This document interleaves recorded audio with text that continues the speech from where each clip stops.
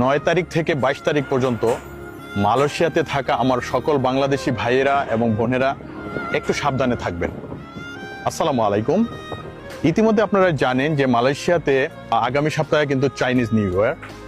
এই উপলক্ষে কিন্তু মালয়েশিয়ার জেপিজে, মালয়েশিয়া পুলিশ, মালয়েশিয়ার ট্রাফিক একজোট হইয়া মোটামুটি একটা অপরিস্থিতি দিবে।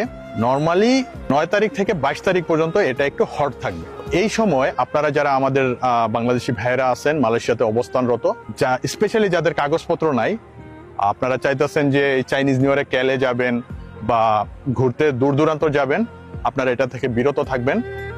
কারণ এই তিনটা বাহিনী মিলা রোড ব্লক হবে।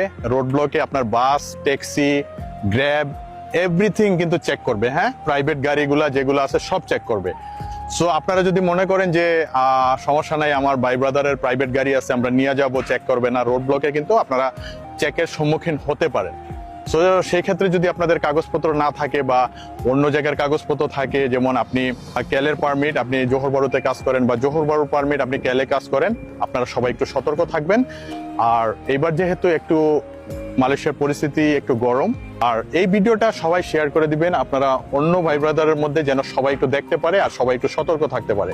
একটা কথা মনে রাখবেন, আপনি ভালো থাকলে ভালো থাকবে আপনার পরিবার, আপনি ভালো থাকলে ভালো থাকবে আমাদের দেশ। সো ভিডিওটা সবাই শেয়ার করে দিবেন। সবাই ভালো থাকবেন। আসসালামু আলাইকুম।